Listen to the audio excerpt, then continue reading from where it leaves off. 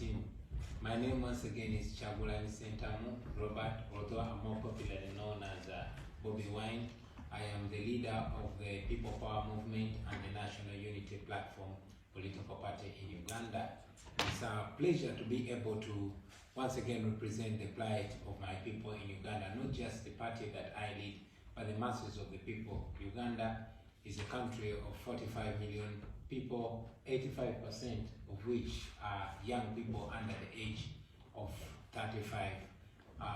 Recently, we just went through the most violent election that you can imagine, where more than 150 people were massacred on the 17th and 18th of November. But even before that, massive arrests, abductions, and extrajudicial summary executions were done on the streets. However, even during the elections, the European Union and United States election observers were blocked from the election. Since then, the rampant abductions have been ongoing. The lawlessness has continued, and as we speak right now, thousands of young people are rotting in jails, while tortures and blatant beatings and cruel treatment of the citizens is ongoing. The people of Uganda are only looking to the international community, because while Uganda has never had a peaceful transfer of power since independence, General Museveni having come to power 36 years ago through force of arms, we have constantly discouraged violence because we believe in non-violent actions of transforming our country and changing leadership. Unfortunately, even when the people of Uganda have endeavored to be peaceful and to be moral and to be legal, they have been responded to with brute force.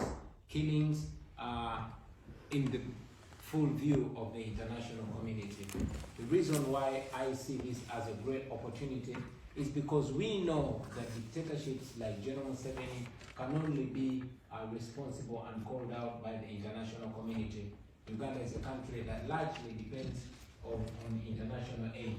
And we know that General Museveni can only be called to order when the voice of the international and development partners speak out, because Uganda largely depends on the donations that come from the international community.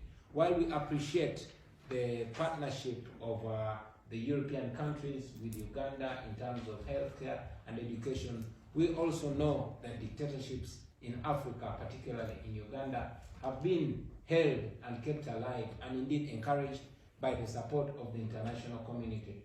So it is my prayer and the prayer of my people that the European Union makes the respect for democracy, the respect for human rights, and the respect for the rule of law preconditions for partnerships with Uganda. Otherwise, it is sad to speak, but it continues to make developed democracies like those in Europe look like they're partnering in crime with General Museveni's repressive regime in Uganda.